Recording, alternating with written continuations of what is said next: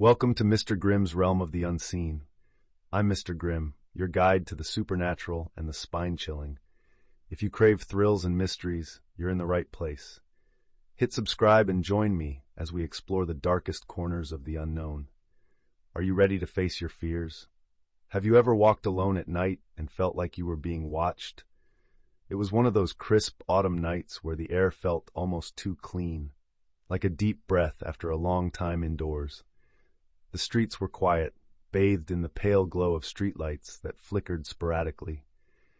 I decided to take a walk, hoping to clear my mind. The solitude of the evening was soothing, but as I turned onto a quieter street, something changed.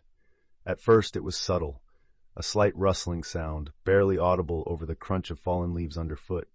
I brushed it off, attributing it to the wind or perhaps a stray animal. I quickened my pace, hoping to shake off the feeling that someone or something was behind me. A few blocks later, the feeling grew more pronounced. The footsteps, or what I thought were footsteps, seemed to sync with mine. Whenever I slowed down, they slowed down. When I quickened my pace, they did too. My heart started racing, and I could no longer ignore the gnawing sensation at the back of my mind. I decided to test it. I stopped abruptly and listened intently. For a moment, there was silence, and then, almost imperceptibly, the footsteps resumed, maintaining the same distance.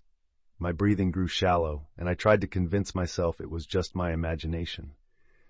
But the rational part of me was drowned out by a primal fear. I turned down a side street, hoping to lose whoever or whatever was following me. The street was darker, the shadows deeper, and I could see less clearly. My footsteps echoed louder in the emptiness, and the sense of being watched grew stronger.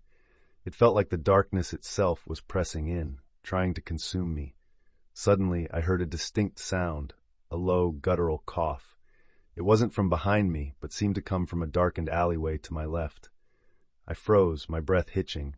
I peered into the darkness, but saw nothing, just the inky blackness of the alley, seemingly waiting.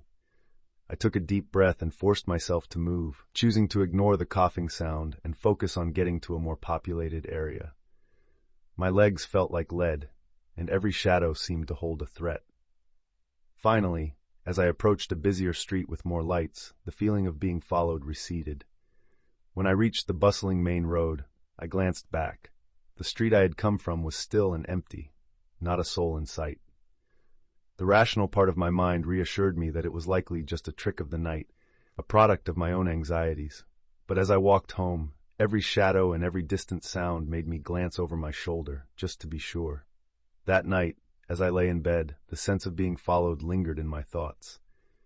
Rationally, I knew it was probably nothing, but the primal fear of being watched never quite left me.